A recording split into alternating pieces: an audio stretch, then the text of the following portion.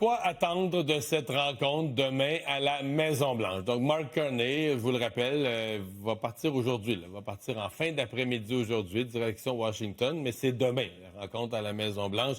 C'est vraiment demain. D'abord, reportons-nous à la dernière rencontre, parce que ça va être la deuxième fois que M. Carney, dans son court mandat comme premier ministre, c'est déjà la deuxième fois qu'il se rend à la Maison-Blanche. Vous vous souvenez de celle-là, qui s'était globalement bien déroulée le 6 mai. Mais dois-je vous rappeler que M. Carney avait été élu le 28 avril. Donc, si vous calculez entre les deux jours, c'était 7 jours, 8 jours plus tard, la semaine d'après. Donc, tu sais, il n'y avait pas d'attente que des choses avaient été négociées ou c'était vraiment une prise de contact, une première rencontre. Le fait qu'il n'y a pas eu de propos irrespectueux de Donald Trump, pas d'anicroche, pas d'insultes. Juste ça, on s'était dit, la rencontre s'est bien déroulée. C'est prometteur pour la suite. Mais là, quelques mois plus tard, on n'est plus dans du tout nouveau, tout beau. Maintenant, il y a des attentes. Il est censé avoir des négociations qui auraient déjà eu lieu. Et disons-le, il y a eu depuis cette date-là, du point de vue du Canada, des espoirs déçus. D'abord, deux dates qu'on a à l'esprit. Je me souviens, je terminais ma saison passée, on était à la mi-juin. Le G7 s'en venait au Canada, en Alberta, puis on se disait, le Donald Trump va être là pour le G7. Il y avait une rencontre, en marge du G7, une rencontre avec M. Carney, c'était peut-être l'occasion. D'après moi, l'accord, puis là, on attendait un accord global, un accord sur le commerce et la sécurité, un accord global. Finalement, non. Il n'y a rien, ils se rencontrent, la rencontre a été positive, mais il n'y a pas de résultat.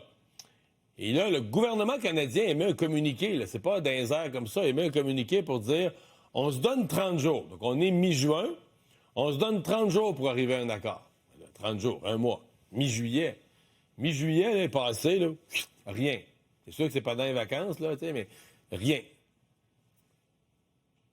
On n'a pas entendu parler que l'accord était annulé ou qu'il était signé ou qu'il était reporté de 2 semaines.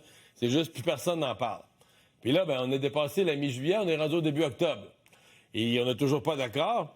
Mais depuis ce temps-là, quand je vous dis des espoirs déçus, c'est que non seulement,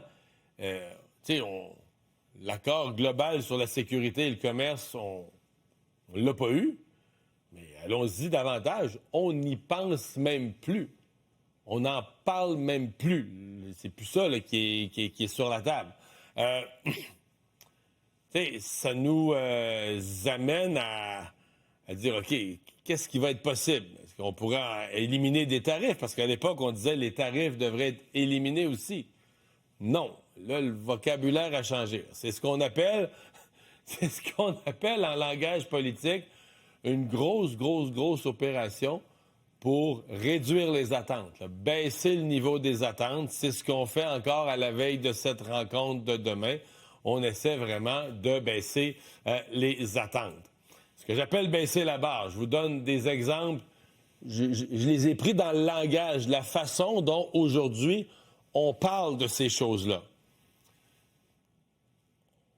Éliminer les tarifs, c'est devenu améliorer notre situation. J'en comprends qu'améliorer notre situation, c'est baisser les tarifs. Donc, plus personne parle d'éliminer les tarifs, on parle d'améliorer notre situation. On parle plus d'accord global. On dit, si on pouvait baisser les tarifs, ça serait dans certains secteurs stratégiques. L'acier, des secteurs précis comme ça.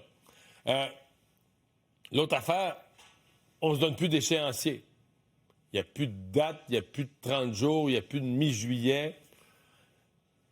On sait que l'année prochaine, en 2026, c'est déjà prévu. Là. C'était déjà prévu qu'il y avait une renégociation globale de l'accord. Ça, c'était déjà annoncé. Mais outre ça, est-ce qu'on pourrait, par exemple, est-ce que demain, on pourrait nous arriver, il y a la rumeur sur l'acier. C'est pour ça qu'il faut vraiment changer notre façon de penser. Là. Autant quand M. Carney a été élu, c'était dans un délai précis, un accord global sur le commerce et la sécurité qui visait à éliminer les tarifs. C'est plus ça du tout. Là, c'est peut-être, on ne sait pas quand, certains accords stratégiques pour améliorer notre situation. Fait qu'on a complètement changé notre langage, complètement revu le langage pour baisser les attentes. Probablement parce que M. Carney, son entourage, Dominique Leblanc, le ministre responsable de relations commerciales avec les États-Unis, ont conclu qu'on n'y arrive pas. Là. Avec le gouvernement Trump, il n'y a plus question d'éliminer les tarifs, on va vivre avec, on va juste espérer qu'il soit le moins pire possible. Ce qui fait qu'il y a une pression accrue, une pression agrandie demain sur M. Carney, c'est que le Canada lui a fait des concessions. Durant la période que je viens de vous nommer, là, où on n'a rien obtenu, le Canada, il y avait une taxe qui était prévue sur les services numériques, mais c'est pas compliqué. Les Google, les Facebook et autres, c'est toutes des entreprises américaines. À quelques exceptions près, c'est toutes des entreprises américaines, puis c'est les amis de Trump, puis ça les écœurait que le Canada avait mettre une taxe là-dessus. Était votée, la taxe, c'était faite, là.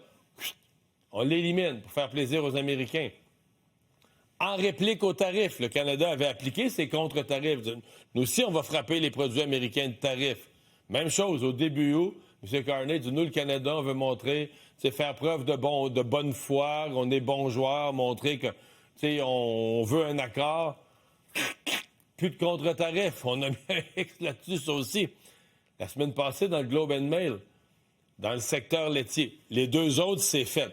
Ça, c'est pas fait. C'est une rumeur, mais c'est une grosse rumeur qui se ramasse à la une du Globe and Mail, qu'on est en train d'étudier des scénarios pour laisser rentrer plus de produits américains sur nos tablettes. Alors, l'impression, c'est que le Canada a fait des concessions, se prépare à faire des concessions, fait qu'on se demande, c'est le balancier, là, qu'est-ce qui revient, qu'est-ce que nous, on est en train d'obtenir. Et, du côté de Donald Trump, non seulement le Canada n'a rien obtenu, mais depuis, 2, 3 semaines, c'est reparti, là. C'était tranquille, on faisait pas de gains, mais on se faisait plus écœurer.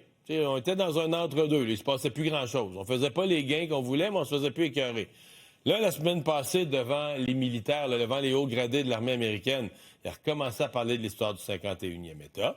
Il a recommencé à mettre des tarifs, là, des nouveaux tarifs sur le bois d'œuvre, sur les armoires de salle de bain, les armoires de cuisine. On en produit beaucoup quand même de ça au Québec. Alors, les nouveaux tarifs, là, c'est recommencé. Il y en a qui vont entrer en vigueur au cours des prochaines semaines.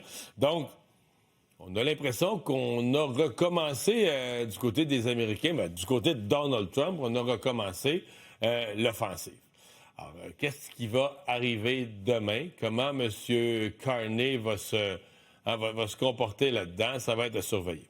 Parenthèse en conclusion, oui, ils vont parler de commerce beaucoup, c'est le cœur de la rencontre. Il y a d'autres enjeux qui sont absolument incontournables parce que le dôme doré, toujours ce projet là, de défense là, en espèce de gros bouclier antimissile au-dessus du continent de l'Amérique du Nord, pour lequel M. Trump a l'air à tenir énormément à ce que le Canada paye sa part et peut-être même plus que sa part. Alors ça, c'est certainement quelque chose qui va être dans le décor. Et ça va de soi, là, les grands conflits du monde, l'Ukraine, Gaza, processus de paix qu'on espère en négociation présentement en Égypte entre le Hamas et Israël.